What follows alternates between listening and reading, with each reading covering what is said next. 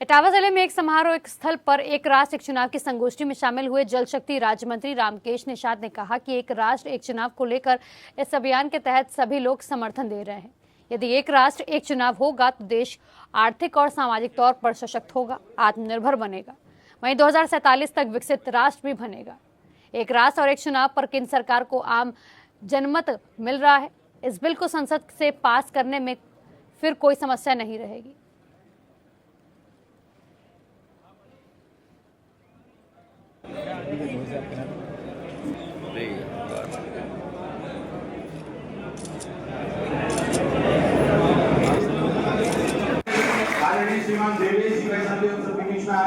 एक राष्ट्र एक चुनाव को लेकर के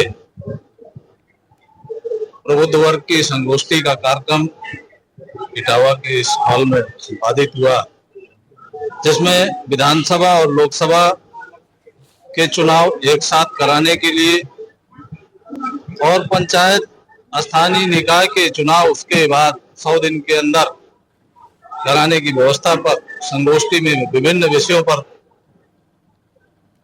लोगों का मत एक राष्ट्र एक चुनाव को लेकर के देश के यशस्वी प्रधानमंत्री नरेंद्र मोदी जी के इस अभियान को समर्थन के लिए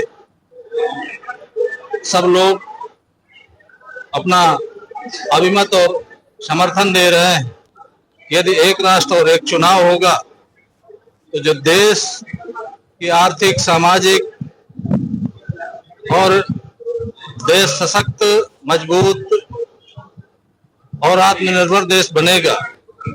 जो देश पहले तमाम तरह की स्थितियों परिस्थितियों से जूझता रहा है, कभी पंचायत चुनाव, कभी निकाय के चुनाव और विधानसभा लोकसभा के अलग अलग चुनावों को लेकर के विभिन्न तरह की चीजें सामने आती थी कि हमारा पुलिस बल या सैनिक कहीं पर लगे हुए हैं, वो अन्य जगह लगा दिए गए हैं, या आचार संहिताओं को लेकर के विकास को गति नहीं मिलती थी।